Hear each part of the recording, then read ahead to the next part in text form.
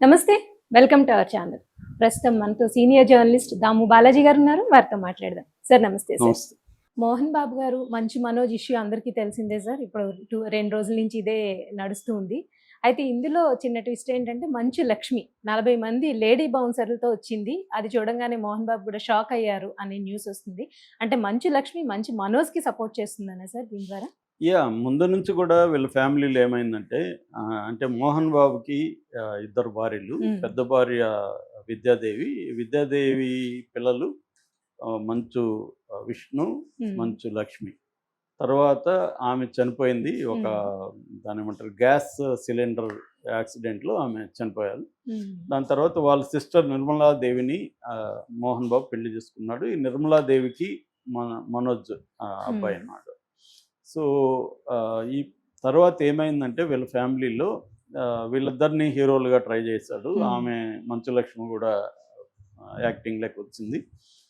So, ఆహ్, మా ఇంట్లో ఏమైందంటే బేసిక్‌గా మనోజ్‌కి, విష్ణుకి మధ్య అనేక హ్మ్. విషయాల్లో వాళ్ళ క్యారెక్టర్‌లలోనే డిఫరెన్స్ ఉంది.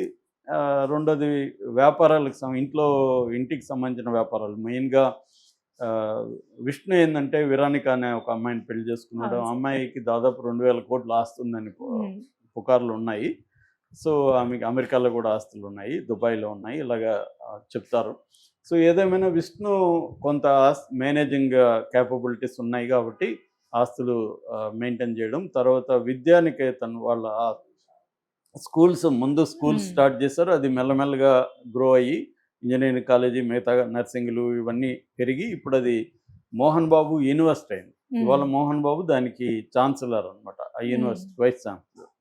సో, ఆ స్థాయిలో అది గ్రో అయింది. అక్కడ ఆస్తుల విలువ కూడా విపరీతంగా పెరిగిపోయింది. హ్మ్. అది మెయిన్ రోడ్‌లో ఉంటది.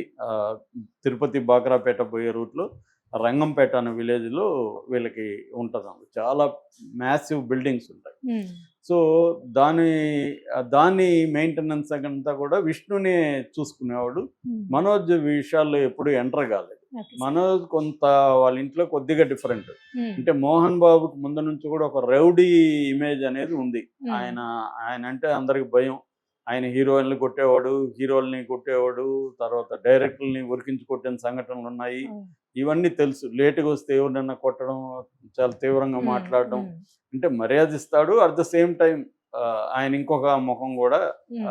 ఉంది. ఆ స్థాయి ఇమేజ్ అయితే ఆయనకుంది. మేబీ అది బిగినింగ్‌లో ఆయన ఎదుర్కొన్న అవమానాలు గూడా ఆయన అనేక తిరుపతిలో ఉండి ఆయనది అవును. వాళ్ళది చిత్తూరు హ్మ్. జిల్లా హ్మ్. ఏర్పేట దగ్గర విలేజ్ మోదుగులపాలెం. అక్కడి నుంచి ఆయన చెన్నైలో పీటీ మాస్టర్‌గా పనిచేసి సినిమా రంగంలోకి వచ్చాడు. ముందు అసిస్టెంట్ డైరెక్టర్ పనిచేసి దాని తర్వాత యాక్టర్‌గా వచ్చి హీరోగా ఇది అయ్యాడు. ఈ హ్మ్. జర్నీలో ఆయన అనేక అవమానాలు ఫేస్ చేయడం అవన్నీ చూసి మేబీ ఆయన కొంత ఆహ్, మనం రౌడీలాగా లేకపోతే అదే ఈ సార్. ఇండస్ట్రీలో హ్మ్. బతకలేమన్న దీంతో కూడా వచ్చుండొచ్చు. హ్మ్. రెండోది కొంతమంది క్యారెక్టర్‌లోనే హ్మ్. ఇంబైడ్ కూడా అయ్యుంటది. అందరూ అనుకుంటే అందరూ అలాగా అవును సార్. అవ్వలేరు కదా! సో, అది ఉంటది. సో, ఆ యాంగిల్‌లో ఆయనకి ఆ స్ట్రాంగ్ ఇమేజ్ ఉంది. అది కొంతవరకు విష్ణుకి వచ్చింది. హ్మ్. మనోజ్‌కి రాలా. మనోజ్ క్యారెక్టర్ ఏందంటే కొంతవరకు మనోజ్ సాఫ్ట్‌గా ఉండడం, డెమోక్రటిక్‌గా ఉండడం, కొంచెం ఫిలాసఫికల్‌గా ఉండడం, హ్మ్. జోవియల్‌గా ఉండడం ఈ నేచరు మనోజ్‌కుంటే విష్ణుకేమో మేనేజరియల్ అబిలిటీస్ వచ్చాయి. స్ట్రాంగ్ క్యారెక్టర్ వచ్చింది. హ్మ్. కొంత వాళ్ళ నాన్న లక్షణాలు మిగతా డైరెక్టర్‌లని గాని, మిగతా వాళ్ళని గాని డామినేట్ చేయడం ఆహ్, ఇట్లాంటివి విష్ణుకొచ్చాయి.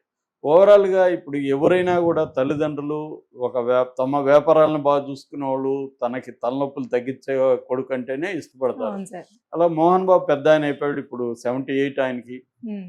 పైకి ఎంత గంభీరంగా కనిపించిన వయసు ప్రభావం అందరి మీద ఉంటది. హ్మ్. దాంతో ఇప్పుడు పెద్ద కొడుకు అన్నీ చూసుకుంటున్నాడు. కాబట్టి పెద్ద కొడుకు ఇతనేమో స్పాయిల్డ్ కిడ్ లాగా అయిపోయాడు. హ్మ్. కెరియరు లేదు. ఇట్లా వ్యాపారాలు సరిగ్గా చూసుకోలేదు.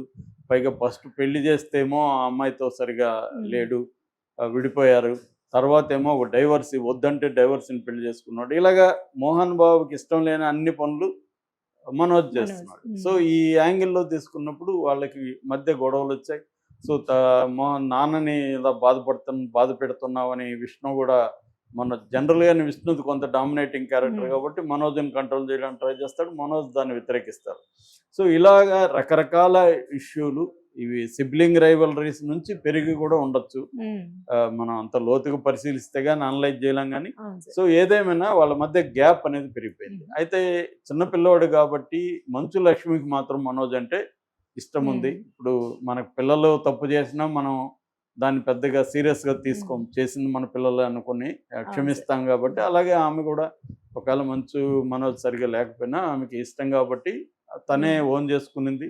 పెళ్ళి కూడా వాళ్ళిద్దరి పెళ్ళి కూడా తనే మోహన్ బాబుని వాళ్ళని కన్విన్స్ చేసి తనే చేసింది. అందుకని మోహన్ బాబు కానీ విష్ణు కానీ మోహన్ బాబు అంటే మనోజ్ వాళ్ళ భార్య కానీ నిర్మలాదేవి గారు వీళ్ళెవరు కూడా ఆ పెళ్ళికి దగ్గరగా వచ్చి వాళ్ళు ముందుండి చేయలేదు. ఏదో గెస్ట్ లాగా వచ్చి వెళ్ళిపోయారు. సో వీళ్ళ మధ్య బేసిక్గా ఏమేమి ప్రాబ్లమ్స్ ఉన్నాయంటే, ఒకటి ఇప్పుడు నేను చెప్పిన ఈ కాన్ఫ్లిక్ట్ ఇష్యూస్ ప్రధానంగా 3 రకాల ప్రాబ్లమ్స్ ఉన్నాయి. ఒకటి ఆస్తుల పంపకం. ఆ మధ్యకాలంలో ఆస్తుల పంపకం జరిగిందని చెప్తున్నారు. దాంట్లో మేజర్ ఆస్తులు అంటే మేజర్ రెవెన్యూ వచ్చే ఆస్తులంతా కూడా ప్రాఫిటబుల్ ఆస్తులు అంటే విద్యానికేతన్ లాంటివంతా కూడా విష్ణుకి వెళ్ళిపోయినాయి.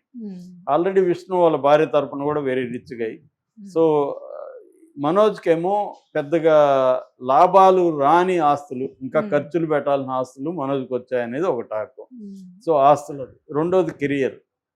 విష్ణు సినిమాలు ఫ్లాప్ అవుతున్నా, మోసగాళ్ళు ఫ్లాప్ అయింది, జెన్నీ ఫ్లాప్ అయింది, మళ్ళీ ఇప్పుడు దీనికి కన్నప్పకి 150 కోట్లు పెట్టారని చెప్తున్నారు. ఇదంతా కూడా మోహన్ బాబు విష్ణు కెరియర్ పరంగా సపోర్ట్ చేస్తున్నాడు.